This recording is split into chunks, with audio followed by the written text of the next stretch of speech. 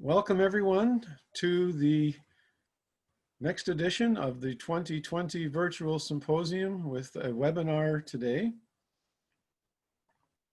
We're very excited to have a seminar about what drives community success. Before we start our webinar today, we'd like to thank all our Community in Bloom sponsors and partners at this time for their contribution toward our 2020 special edition. Their support and the support of our registered communities is truly appreciated. Today's webinar is sponsored by Tech. So thank you so much to Tech for their support of our program this year, and you'll see the sponsor slide. So today, very special, we've recognized that the background of Communities in Bloom covers all communities, large and small. And we made a special effort today to address smaller communities. Every one of our presenters will represent a community of 10,000 thereabouts or less. Some are very small communities, less than 2,000. And so the things that occur with respect to the program and the impact on communities will be illustrated today by our speakers. So before I introduce the first of 4 speakers, please feel free to ask your questions in the Q&A feature throughout this presentation, and we'll be doing our best to address them all. The Q&A function is at the bottom of your screen. If you don't see it, you may just need to hover your mouse around the bottom of the Zoom screen to have it pop up. I'll be monitoring the questions that you may pose throughout the presentations and pose them, of course, to our distinguished speakers. Now I would like to welcome our first speaker, Gwen Joner. Gwen is a retired educator living in Indian Head, Saskatchewan. She has been very involved with her community and has served as a volunteer with many community groups and organizations. She has been involved with Communities in Bloom for over 16 years as a volunteer, chairperson of the local CIB committee, a Saskatchewan provincial judge, and a past national Communities in Bloom board member. Currently in her 8th year as a councillor with the town of Indian Head, she serves as the liaison between the local Communities in Bloom and council. And you'll find, by the way, that we're addressing the political perspective with these speakers as well today. So today, welcome Gwen. Gwen, are you there? I am here. Thank you very much. I'm very happy to be here today. I just want to reiterate that Indian Head is on the #1 highway, on the Trans-Canada Highway, just east of Regina. When Communities in Bloom was introduced to our community in 2005, we were totally unaware or prepared for the way that this program would change our community. Knowing the importance of communication within our council, our community partners, residents, etc., we set out to spread the word. So this is the first slide in a presentation that we did when we went literally door to door asking for the chance to describe the program and what it would mean. It was easily embraced by our community and everyone was watchful to see what was going to happen. A little bit like the children's story of Stone Soup, our projects, ideas, and initiatives slowly gathered support and buy-in by groups, organizations, schools, businesses, and the municipality. So many ways that our community has been impacted similarly to Teri and Bill. Next slide, please. This is just a recap. Obviously, I'm going to do the Reader's Digest version of this presentation, but a little bit about these points really will speak to how it has impacted our community. Next slide. Tourism is really helped us a lot. We promote our accomplishments through Facebook, our website, highway signage. Saskatchewan Parks and Recreation has been helpful. They publish CIB communities in their vacation guide, and so that gives us a little bit more. We've also this year have something called Trip Via, where we have self-guided online tours that are available to people who are traveling down the number one and take the time to stop. We have community festivals, celebrations, and so on. Next, families have been moving into our community as well. We've had lots and lots of community support, lots of health district, businesses, schools, clubs, and organizations. In our profile book, we have, since 2005, a list of 80+ projects that we've undertaken in our community involving Elks, Legion, cadets, schools, and I said other organizations. Things like a quiet, restful garden at the hospital, or plantings that have happened along the way with help from Girl Guides, cadets, and so on. It's also a yearly tradition for us to have a spring and fall cleanup, and we get a lot of people who come by to help with that. We meet at a park downtown and make it into an event, and it's usually a well-attended, and if not attended downtown, certainly through the community, everybody pitches in. Next slide. We have pursued a regional connection. Unlike the Dog River, Woolerton kind of rivalries, we've encouraged the opposite, where we, this past year, as part of the 25th anniversary for CIB, offered an Ohio Buckeye to each community, and we delivered it and met with officials and so on at each of the communities and provide them with signage, and it connects us through Communities in Bloom. We're sharing ideas, best practices, and also becoming a regional kind of tourist destination, a Communities in Bloom kind of triangle in our province, which we're really, really proud of. Next, urban forestry. Over the last 15 years, the residents have become educated and really aware to the threats of our urban forest. We're in the middle of the prairies, and we have a beautiful forested community. So we've had people become aware of Dutch elm disease, and we've scheduled workshops, pruning workshops, and different kind of forestry related learnings for our residents, including brochures and classes and things like that. Between our urban forestry professionals and the people that work on our town crew and our volunteers, we're really proud of what's happening in our urban forest. Next slide. As all communities will say, the most important thing that you have in your community, in our estimation, is our volunteers. We're so remarkably proud of those people who volunteer to keep our community beautiful. We have people like the watering crew, a team that goes out every morning of every day in the summer to water pots and planters, totally volunteer driven. We have people who look after parks, and we have also something that we refer to as our QVs, our quiet volunteers, those people who, you know, take a walk and take a bag and pick up litter or pull a weed here and there. We're proud of our QVs. We couldn't have those 80+ kinds of projects ongoing over the years without the kind of volunteer efforts that we have. And we like to think of them from our oldest to our youngest. We just really value, as all communities do, the volunteers that help so much.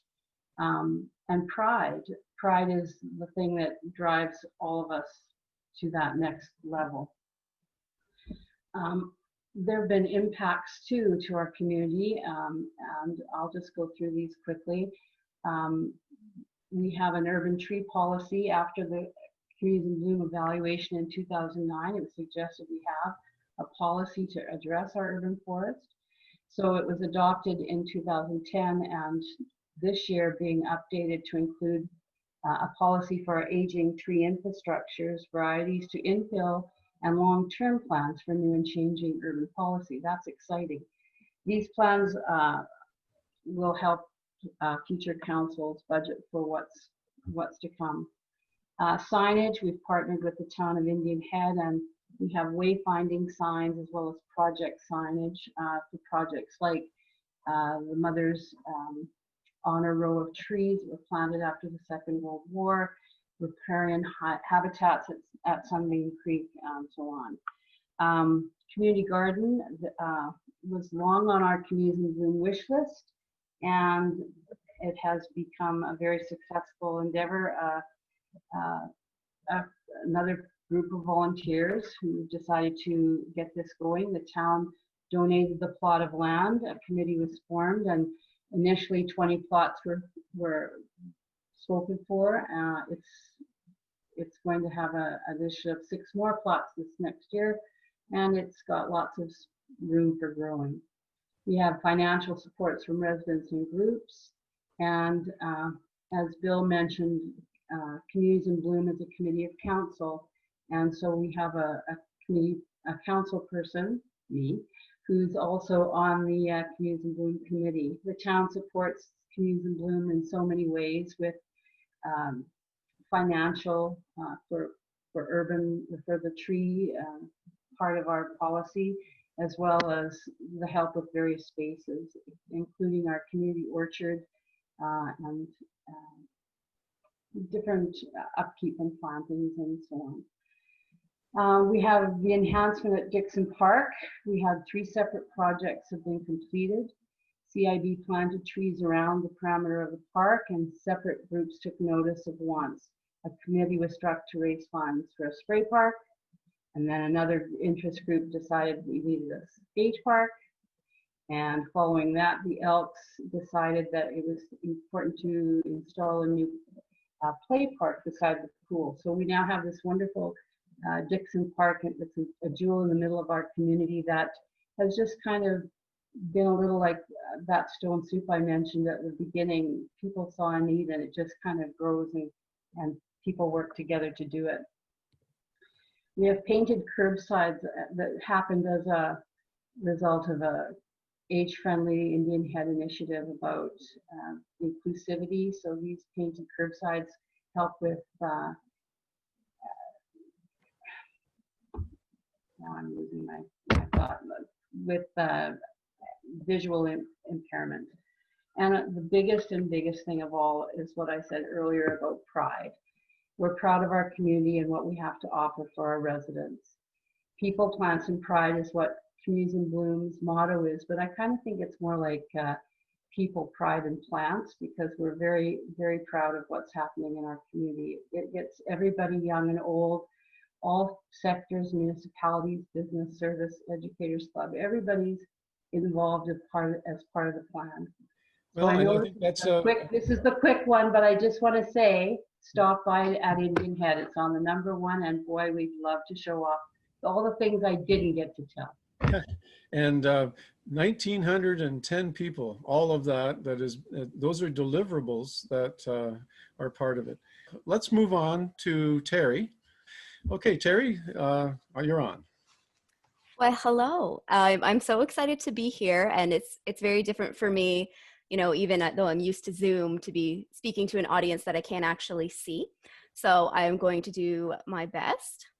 So let's make sure my share screen works. Hope everybody's seeing this. We're good. Fantastic. So my name is Teri McMackin, and I'm a counselor in the village of Petticodiac, and our community actually has a population of about 1,400 people. So when you're talking about these small communities, there we go. When you're talking about these small communities, I mean, you're talking about us. But like many of these small communities, I would imagine, you know, we service a greater area. So even though our population is 1,400 people, we have about 9,000 that come in and enjoy our festivities and are even participants in Communities in Bloom. So the village of Petticodiac, we are, I like to say, strategically located, even though we didn't really choose, I didn't choose this spot, but we've got 2 major highways. We're about 30 minutes from several city centers, and we've just got a lot of nature. So we tell people that we're the village for all seasons, because at any time of the year, there's something going on. So, I mean, these are some of my favorite pictures. It was so hard to choose just a couple to share with you today. I mean, we have our farmers market. We've got beautiful scenery. We've got an agricultural fair, a vibrant downtown. All of these things were happening before Communities in Bloom. But what was exciting is one day I got a letter in my mailbox, and it was, oh, Communities in Bloom showcase all of these things, which I already knew that we had. And I brought the letter to the village clerk. I'm like, why haven't we done this before? They're like, well, no one's taken it and ran with it. I'm like, all right, I'm off. Let's do this. So we started going through the process, and it was definitely a learning experience because I went into this just, excited to get going. And as we were going through the process, we started to learn what this competition really means. I read it. I'm like, great, we have some pretty gardens and some nice things to show the judges. And our judges were so lovely when they came, and they were so patient with me as they're like, no, show us a bit more history and show us a bit more of, what you guys are doing on the back end as a council. So I'm very glad we competed non-competitive that first year, because when we got past that little report card book, it was like this checklist that made it so much more exciting for next year. So we did do a lovely tour with the judges. There's one of our counselors, he's kind of our resident historian, and he had agreed to take them around and show them everything. And oh my goodness, you could tell they were just in love with our community. The year that they came, they got to see our completed mural from earlier on in the year. So we started this mural thing just a year before Communities in Bloom, and it really took off. And I was grateful that we could show them that this historical mural actually depicting an event in our history, where they called it the Grand Political Picnic. And it was when Sir Albert J. Smith, he was a minister of Marine and Fisheries at the time, won a $5.5 million claim against the US, and 1,000 people filled the streets of Petticodiac. So we had a local artist come and paint that. And it was just so exciting because on top of us being excited about a new mural, there was now talk around the town that, oh, there's judges. What are these judges here for? What's Communities in Bloom? So this was kind of where we started showcasing ourselves and actually talking about our participation in Communities in Bloom. So with that, one of the components of our first instance participating was we had a little mini award ceremony. So this ceremony was very small. It was just limited to, a handful of residents that showed us their gardens. And we had, the person there from the War Museum. And it was really nice. It was very quaint. We just printed out, these cute little certificates saying, we participated in our first ever Communities in Bloom. And the judges loved it. They're like, well, do you guys ever do this before? And I said, no. And they're like, you should. So I guess that kind of moves into the transition between our first year competing and into the next year, where there was this creation of the Historical Society, so the Petticodiac and Area Historical and Cultural Society, as well as the Garden Club. So you have all of these people in the room that in a small community, everybody. But it was so neat to see, oh, well, you have a nice garden and you have a nice garden. Like, can you tell me about what you do about your aphids? And so you put these people in a room, and this organic, for lack of a better term, mini communities were forming, and they ended up becoming these entities that would play a bigger role in our participation in the next year. So throughout the year, it was kind of nice to have help planning for Communities in Bloom. So the first year was kind of me running around, like, let's figure out what this is, making a bunch of mistakes, but then still being okay. And then suddenly having this team that, we could delegate and we could actually plan. And the whole year we did fundraisers. I mean, we did lots of barbecues. We did a chili cook-off that went really well. Lots of like pancake breakfast, just starting to raise a little bit of money so that when we participated the next time, we'd have a little bit to work with. So come Petticodiac Inspired 2019, and if I do remember, this was before the judges' visit, but we filled the street. So if you can see in the bottom left corner, that's K Street. So this is a small street in downtown. We have our main street and K Street. Those are the only two streets downtown. And we close it off and we have these festivities. So we're kind of riding this high of the previous year communities in bloom, where people are like, oh, we were recognized for something, you know, we passed around the magazine and all of that. They're like, well, that's kind of cool, you know, like people don't talk about Petticodiac, you know, like we're just a small little place. But you could just feel that there was this pride building up in the community after just one round of participating. So we had our judges come, and this year they didn't end up staying at my house, which was funny. The first year they did, because we don't have any accommodations. You know, we don't have Airbnbs, we don't have hotels. You know, the nearest hotel is in the city. So I was like, come stay with me, which the judges really appreciate it, because they're like, that's small town, you know, that's community. I had kicked my husband and my oldest son out, and one of the judges stayed in my son's room and the other one stayed in my guest room. And I'm not sure how they felt about my dog, but I think he grew on them a little bit. But they loved it, you know, and I made them breakfast in the morning, and it was like, now I want to start like an Airbnb or something. Like, I loved having them there. So with this second round, we were much better prepared, and we actually had a team, namely the Historical Society, to really, you know, make this big. So instead of this room with, you know, I think we had maybe 30 people the first time around in the award ceremony, if you see in the bottom center picture, we filled that room to capacity. Keep in mind, this is, you know, pre-COVID, but we were jammed in there, and we had a fantastic meal. And what of the suggestion that the judges gave, you know, like, we like this, that you're recognizing people in the community. We took it and we ran with it. We put out the request for nominations in the community. So the community could nominate people for 6 categories, being Business of the Year, Volunteer of the Year, Garden of the Year, Business of the Year, Neighbor of the Year, and Villager of the Year.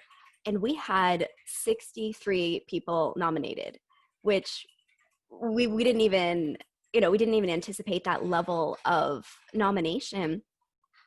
So I got, we managed to get important people in the room. We had our MP, we had our MLA, our previous MLA, we had a local business owner, we had the president of the Kiwanis. Like, we had all these people in the room, and people talked about it. People talked about this award ceremony for the whole year after, and people are still asking me, like, so when's our next one? I'm like, well, I mean, we might have to have something small and figure it out during COVID. But these people who have been key players in the community, there was finally a venue to be able to recognize them for their contributions. So, I mean, I look at this slide and it almost gives me goosebumps, because I recognize all of these people. I recognize them from the grocery store. I mean, the man in the far bottom corner, he was recognized for Neighbor of the Year. And people wouldn't know him, but his neighbor was like, he'd always come over and he'd shovel my driveway and he'd do all of these nice things. And maybe he's not a big face in the community, but he's important to me. And it just, the sense of pride in the community was elevated to a level that I don't think we've ever seen. And it all came out of, you know, our activities with Communities in Bloom. It was just very, very special. And like I said, people are still talking about it. So in 2019, when the judges had come by, they had seen an unfinished version of this mural. So now obviously this is the completed version. And it's another historical piece done by the same artist to kind of show, it's a Legion, this is our Legion, our role in the wars. So we actually had a factory that manufactured a specific piece, and don't quote me on what that piece was for, but it was for a piece of machinery, and we produced it here in Petticodiac. They had sock socials where the women would knit these socks and they'd fill it with coins. And it was just, even though it was a time of war, there was such community around it. So now we've got 3 murals. If you're following at this point, there was one earlier on, I'll show some pictures of. 3 more murals at this point celebrating history. And again, it's just, we're building on this momentum from our first year participation in Communities in Bloom, where now people are like, oh, we're being recognized for things, and people are talking about our murals and people are talking about our community. So in 2019, when we participated and we got 4 blooms, we were like, this is great. I think we had 3.5 the year before, and our war museum was recognized, and people couldn't even believe it, because when you have something in your community, you take it for granted. Like our war museum is actually a very small space, and it's not impressive if you've seen it a million times, but it's like there's this new appreciation for it. It's like, oh, we have that. And it was recognized on a national scale. Our tiny little museum run by a volunteer. She has a budget of $700 a year that the Legion gives her. And what she's been able to do with that, I mean, I wish we had a virtual tour, and maybe that's our next step. But you can walk through and you can see the history, and it's local history. These are local people, giving their mementos to this museum to show off, so that we never forget. One thing I had mentioned earlier was the formation of our garden club. And it is just the prime example of what can happen when you inspire a group of people and you get this group of people in the same room and you give them a space and they just completely run with it.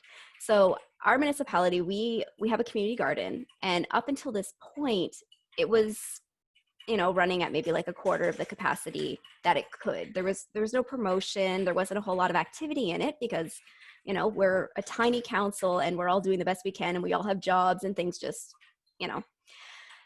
So when the garden club formed, I had approached them. I'm like, do you want the garden?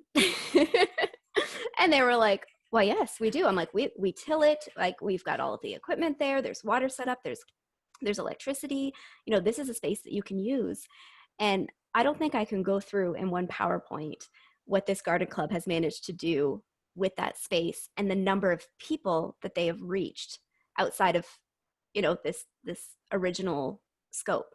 There's been workshops, there's been plant sales, and they actually solicited a student from our local community college who's now planted a community orchard.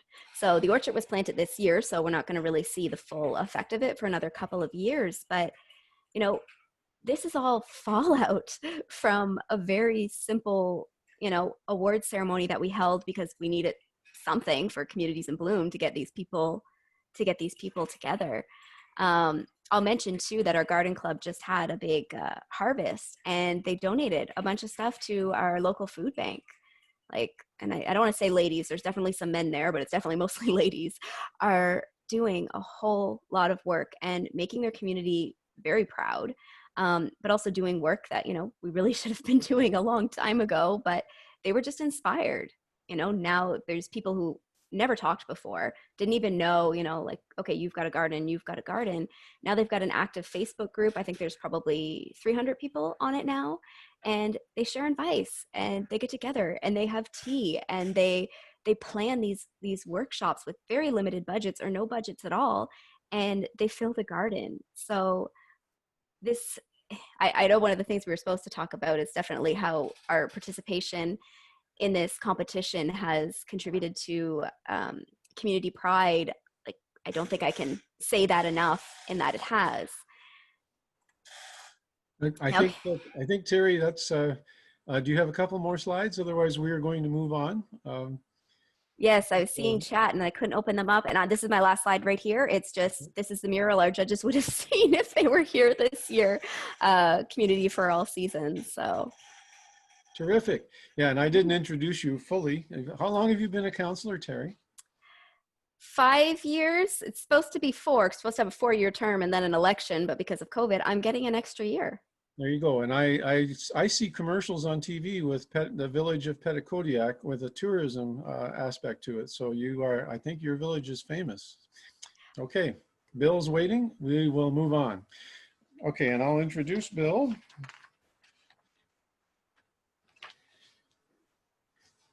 Mayor Weber began his political career as councillor for Stephen Township in 1986 and was elected deputy reeve of that municipality in 1992 and reeve in 1995. He served on Huron County Council from 1992 to 1997.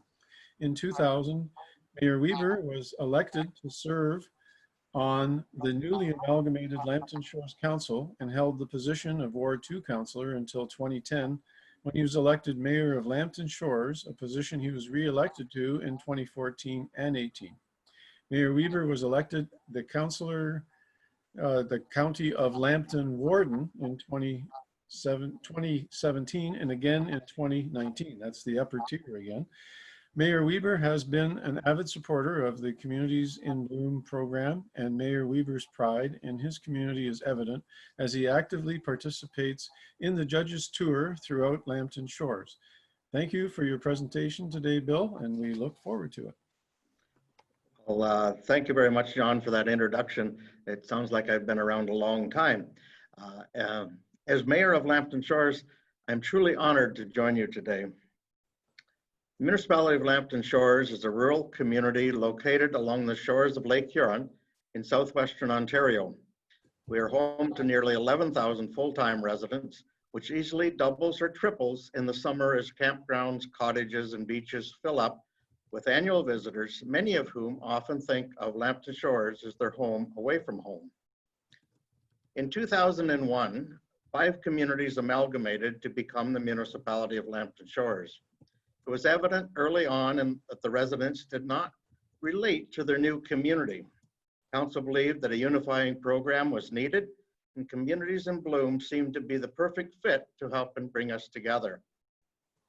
Lambton Shores has been very successful in the Communities in Bloom program. We started our journey in 2007, and 11 years later, in 2018, we were named the grand champions on the international stage in Strathcona County. We have come a long way in a relatively short period of time. We are proud of our achievements and our awards, but our real success in Communities in Bloom has not been about the awards. It's been about coming together as a municipality and the sense of pride we feel participating in the program. There is not just one thing that makes us successful. My next few slides, I will talk about the different elements of our success and share with you some of the proudest moments as CIB participants. Our committee is full of bright, lively, and well-connected people. As the saying goes, ask a busy person to do the job and they will get it done. This is very true of our CIB committee. The committee started out as being comprised of local gardeners, but has grown over the years, and we have a great mix of thinkers and doers. Our co-chairs have been champions. As I was preparing for this presentation, I spoke to Catherine and Grace about what I would say. I was promptly handed a binder 3 inches thick with notes from past presentations they have done. From day one in 2007, both of these women have spent countless hours talking to our community, to staff, and to council about the benefits of the CIB program. Their passion and enthusiasm for the program is infectious. Their leadership, commitment, and true love of their community has been a driving force in our success. A huge part of our Communities in Bloom program is highlighting what has already been done in our community. Lambton Shores has over 100 volunteer groups. They are passionate about what they do, highly skilled, and very motivated. When we have our judges tour, we do our best to ensure our judges meet as many volunteers and service clubs as possible. Our population is around 11,000, and Bob Lewis has mentioned previously as a judge that he has met 10,998 of Lambton Shores residents. On our second visit, we made sure he would meet the other 2. Our Garden of the Week program is something we are very proud of. We wanted to find a way to include residents and Communities in Bloom. The ward councillor starts with the Garden of the Week sign and selects a garden in their ward to be recognized. The owner of the winning garden then selects the next garden. This continues throughout the summer months. Selected gardens are photographed and then featured on our social media pages. We also wanted to find a way to encourage businesses to promote and recognize for those going the extra mile to support our efforts. We develop Businesses in Bloom. Our local judges take a couple of days to drive around the community and hand out certificates of recognition. An unexpected benefit of this program is the amount of free advertising our local CIB program receives. Businesses take photos of their certificates, post them on social media, and we find them framed hanging in businesses. The municipal component of CIB is huge, and without the staff engaged, it is hard to be successful. This cannot happen without the support of council. And Lambton Shores Council has been supportive of the program since the very beginning. Council saw the program as a vehicle to unify each corner of the amalgamated municipality. Council members participated in the judges tour, and co-chairs make an annual presentation to talk about the successes of the program and what they can expect to see coming up. We have always had at least one member of council on the committee, and as mayor, I have been known to drive the judges around the community when they visit.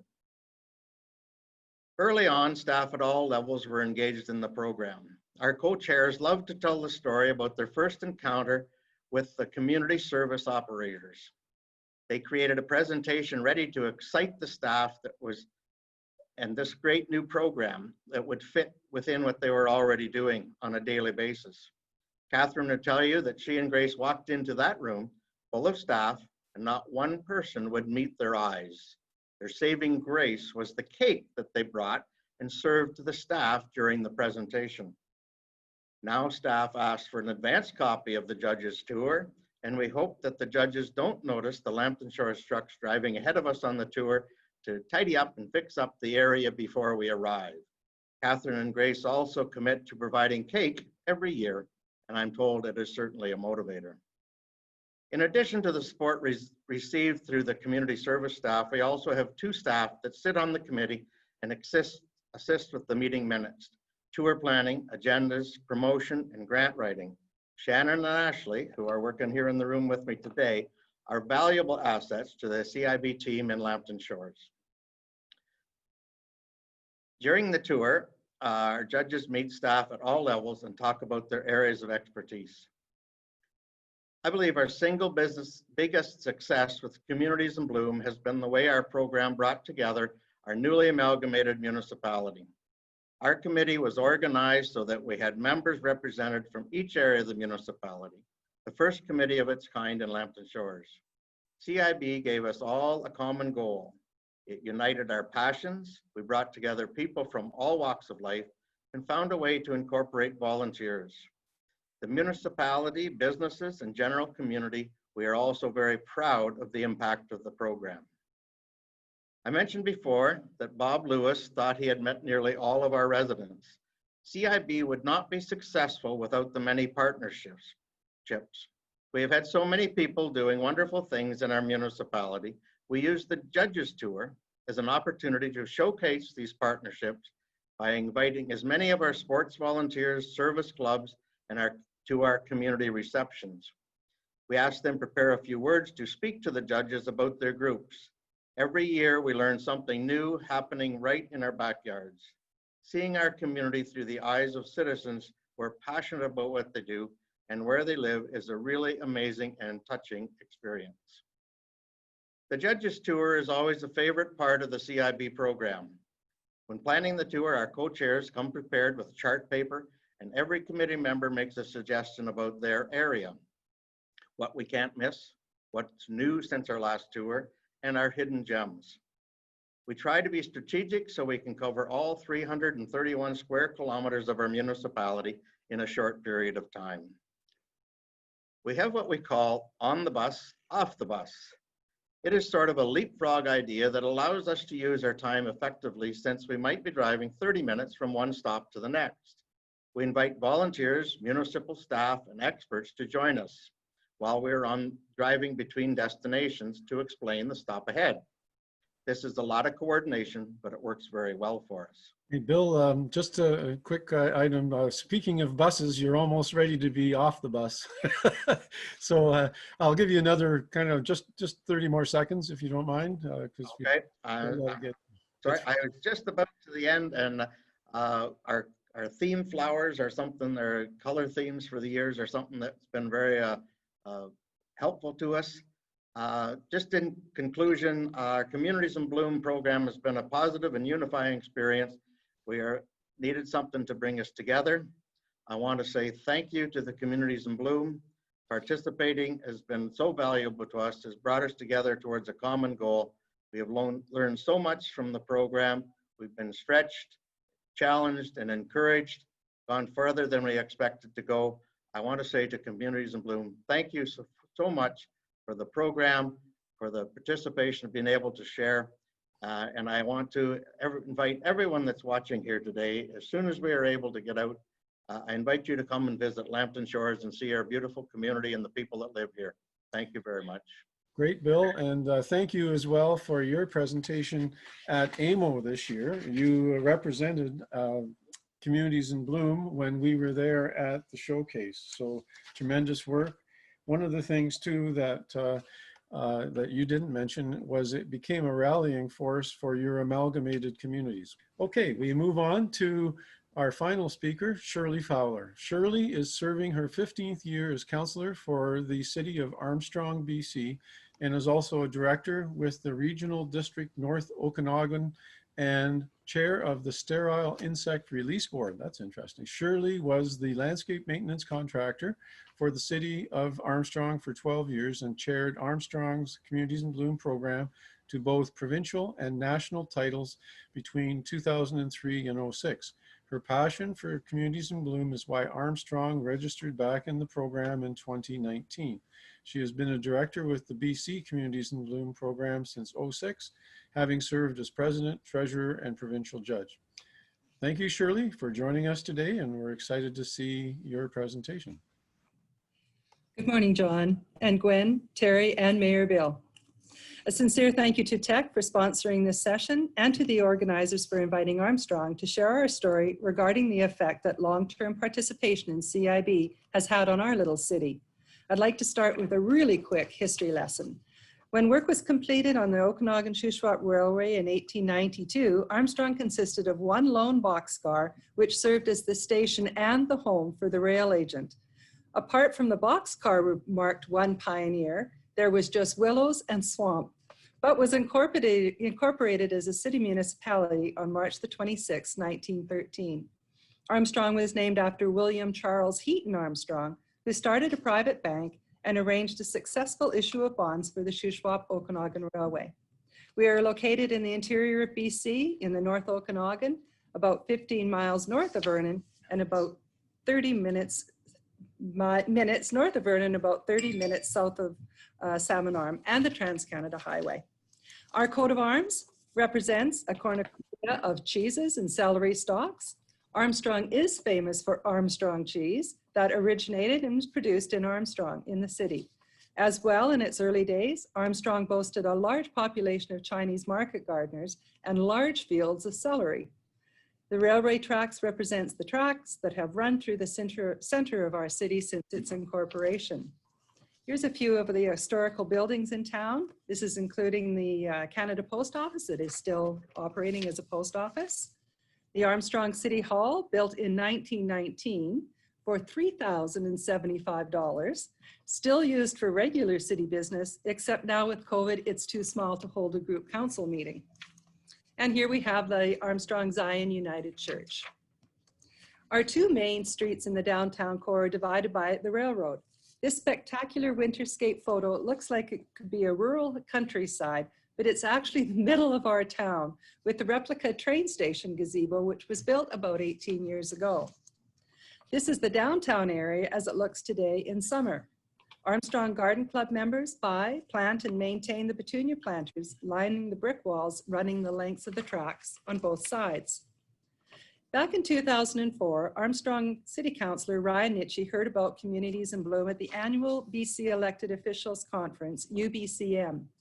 16 years later, Ryan states, "I was inspired by the CIB program as it promoted the principles of Armstrong's motto, pride, spirit, and vision. Although most of mayor and council at that time were not big-time gardeners, they believed the benefits of the program, including aesthetics, environmental issues, and the historical conservation, could far outweigh the cost of registration and a small working budget. Councillor Nitchie approached the City of Armstrong maintenance contractor of the day, asking if there was an interest to attend the national conference being held in Kelowna, with the goal to come back and put together a program on behalf of the local residents. That contractor was me, and I loved anything horticulture. I jumped at the opportunity, and we were off down the garden path. Little did I know then that I'd still be heavily involved in CIB 16 years later. Addicted might be a better word. Armstrong registered with BC CIB in 2004, and the visible results were instantaneous. Encouraged by a good evaluation that first year and a 3 Bloom rating, our volunteers were spurred on to impress the judges even more the following year. New planters were built, a marigold mile was planted, curb appeal yard contest organized, and a great working relationship with the City Hall, Public Works, residents and businesses, service groups, and nonprofits brought the entire community together. We were fortunate that our efforts were enough to win the provincial award during only our second year and the national award for our population in our third year. So what impact did our longer term participation in CIB have on our community, and what positive changes are now present as a result? Well, flash forward 15 years.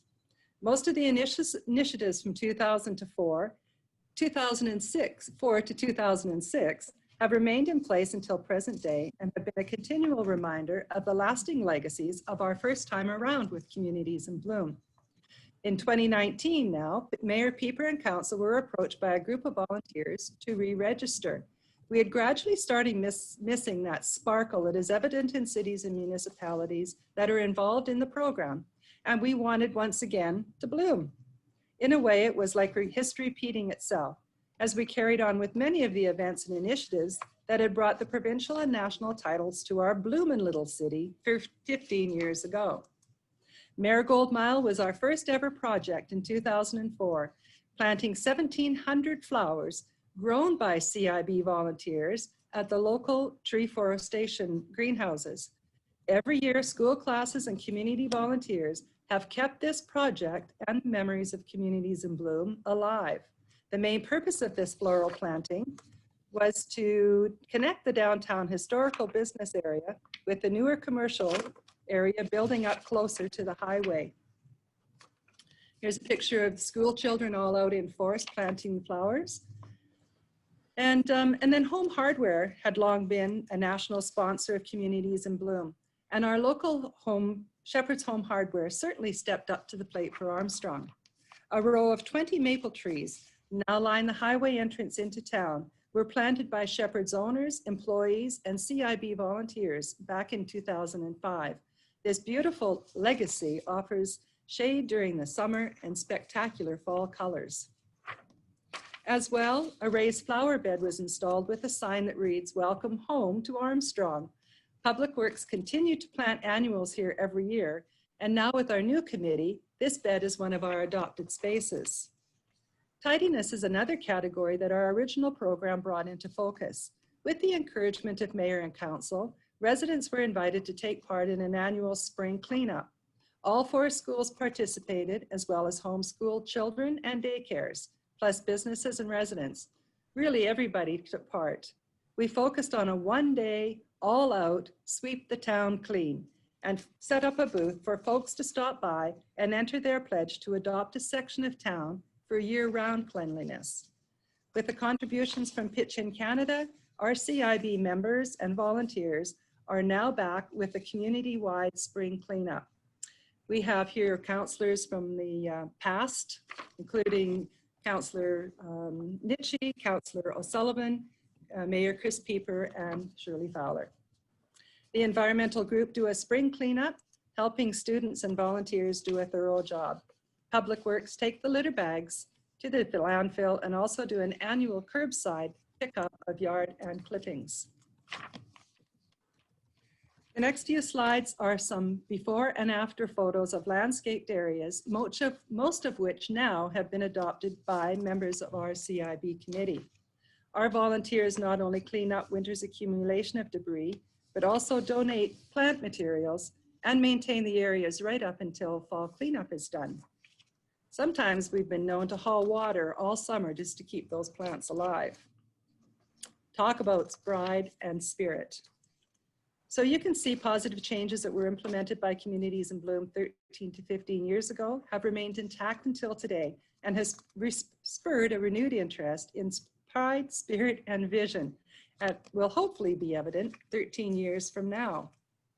This is an amazing program, bringing long-lasting benefits to all aspects of community living, covering all 6 criteria on our judging grid, all while bonding with fellow residents, encouraging volunteerism, and working side by side, each with our own individual strengths. We're part of the solution, not part of the problem. BC still has a Communities in Bloom program. Thank you to our long-standing dedicated CEO, Catherine Kennedy. Catherine was leading our BC program back in the early 2000s and still is our fearless leader today. Thank you to Catherine for keeping BC CIB alive while we continue to share our Communities in Bloom knowledge around the province. Excuse me, Mayor Pieper would like to have been with us today, but he was unavailable. The Communities in Bloom program in Armstrong has created an umbrella for community projects to occur since inception in 2004. The focus of the original program has bloomed to include many projects, including all demographics of our community.